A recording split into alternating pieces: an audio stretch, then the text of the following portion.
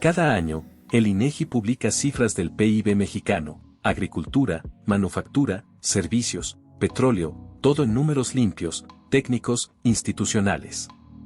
Pero hay una pregunta que jamás aparece ahí, aunque todos la sienten: ¿cuánto de esa economía está manchada por el narcotráfico? ¿Cuántos empleos, construcciones, inversiones y negocios se sostienen con dinero criminal? ¿Y qué pasa si, en silencio, ya estamos hablando de una parte del PIB nacional? Este video no es una teoría. Es una invitación a mirar lo que está justo frente a nosotros, pero no queremos aceptar. Porque la economía del narco no es solo violencia, ejecuciones o noticias rojas. Es también hoteles, gasolineras, constructoras, tienditas, restaurantes, criptomonedas, transporte, negocios legales, aparentemente normales, donde el dinero ilícito circula, se lava, se invierte y se reintegra. Vamos a empezar por lo básico: los cárteles mexicanos no solo trafican drogas.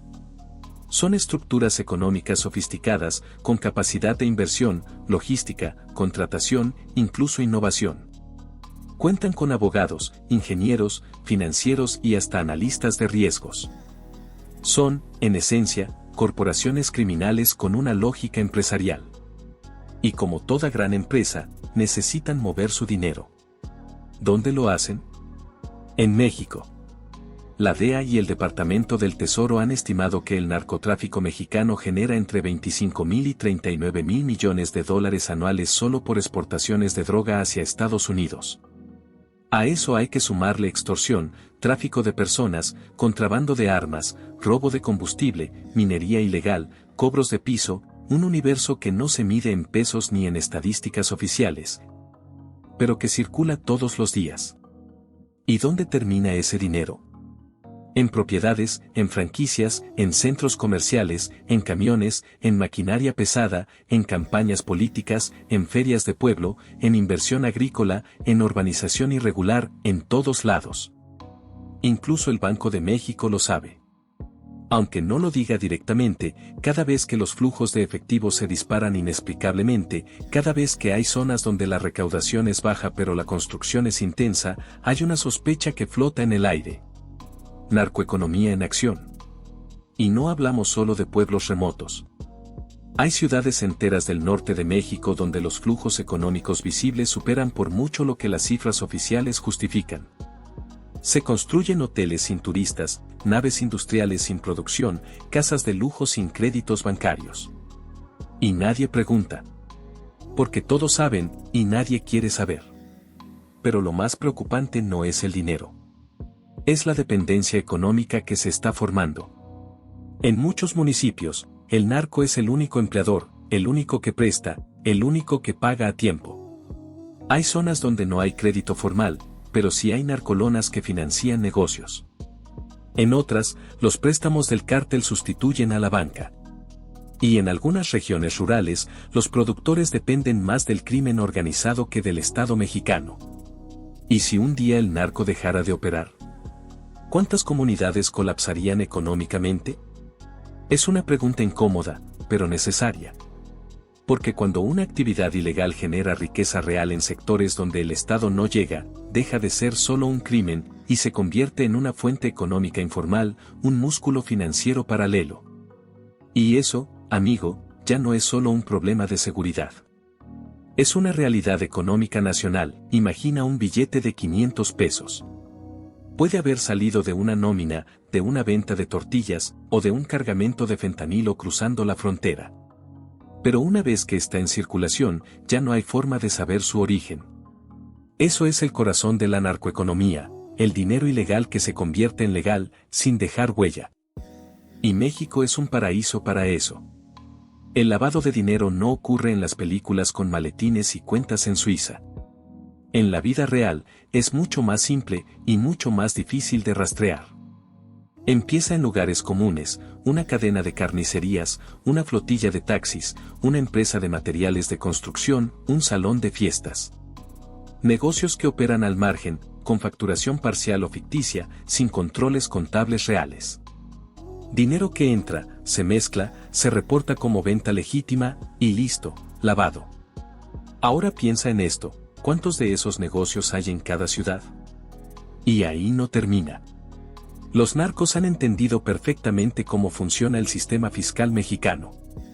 Utilizan factureras fantasma, compran empresas en quiebra, hacen préstamos ficticios entre familiares, e incluso se cuelgan de programas sociales para justificar ingresos.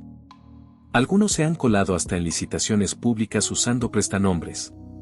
Otros, más sofisticados, ya invierten en fintechs, en criptomonedas y en plataformas de crowdfunding. Hay registros de grupos criminales que colocan dinero en startups, en desarrollos turísticos, incluso en clubes deportivos. Porque mientras la actividad sea legal, nadie se pregunta de dónde vino el capital inicial. Y aquí viene lo más escalofriante, el sistema financiero lo sabe, pero no siempre puede detenerlo. Los bancos han sido multados por omitir alertas. Hay reportes de operaciones inusuales que simplemente no se investigan. Y en muchas regiones del país, los propios empleados bancarios son reclutados por los cárteles para facilitar depósitos, cambiar cheques y mover cuentas. Todo encaja perfectamente en un sistema paralelo que alimenta la economía formal. Pero no solo son bancos. También entran constructoras, notarios, despachos contables, agentes aduanales, inmobiliarias y hasta campañas políticas. Porque el lavado de dinero en México no es solo financiero, es cultural, estructural, institucional. Y si el dinero del narco está tan integrado al día a día, ¿dónde empieza y termina la economía legal? En muchas ciudades, los centros comerciales están llenos de negocios donde los propietarios no tienen un historial financiero verificable. ¿Cómo consiguen los permisos? ¿Quién verifica los orígenes del capital? Nadie.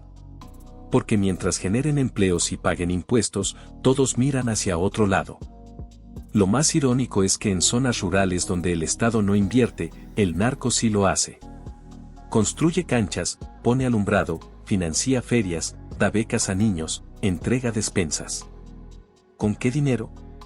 Con el mismo que se lava a través del sistema que todos conocemos. Y así, el crimen organizado se convierte en el nuevo Estado paralelo, con poder económico, presencia social y legitimidad de facto. Pero esto no solo es grave. Es peligroso. Porque cuando una sociedad se acostumbra a vivir del dinero ilegal, pierde la capacidad de distinguir entre economía y extorsión.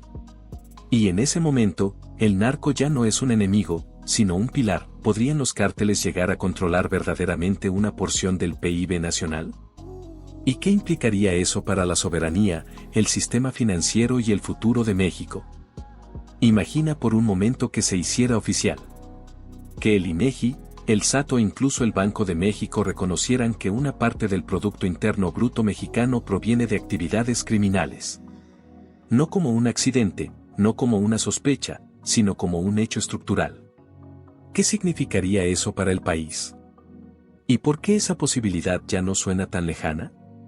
Porque aunque ningún organismo lo reconoce formalmente, ya hay estudios internacionales que estiman que hasta el 5% del PIB mexicano podría estar directa o indirectamente vinculado al narcotráfico y economías criminales.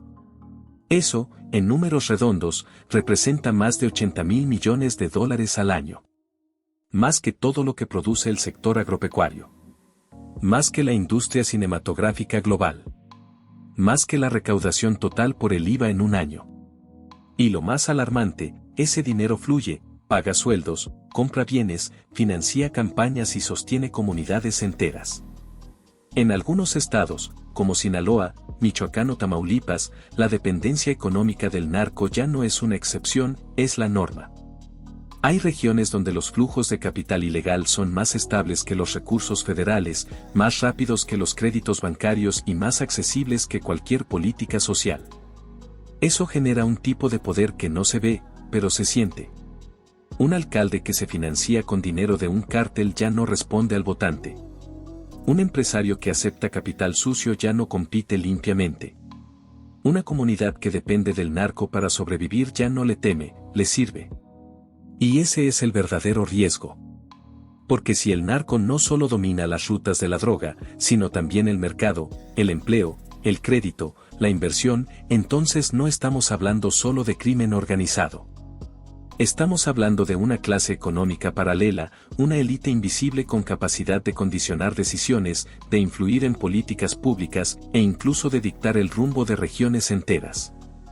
¿Puede un país funcionar así? Sí, puede. Pero se convierte en algo más parecido a una economía mafiosa que a una república democrática. Lo más inquietante es que no hay voluntad real de frenar esta tendencia. Porque tocar al narcoeconómico es tocar intereses demasiado grandes. Empresarios, políticos, bancos, constructoras, partidos, todos tienen algo que perder si el sistema colapsa. Y por eso, la simulación continúa. Pero llega un punto donde la simulación ya no basta. Cuando el crimen ya no se esconde, sino que se institucionaliza. Cuando el dinero ilegal deja de ser un secreto y se convierte en motor de desarrollo. Cuando el silencio se vuelve política de Estado. Entonces, la pregunta cambia. ¿Ya no pueden los cárteles controlar parte del PIB mexicano? La pregunta es, ¿y si ya lo hacen, hoy, el narco no solo manda en las calles, también circula por los centros comerciales, las ferias de inversión, los bancos y los contratos de obra pública?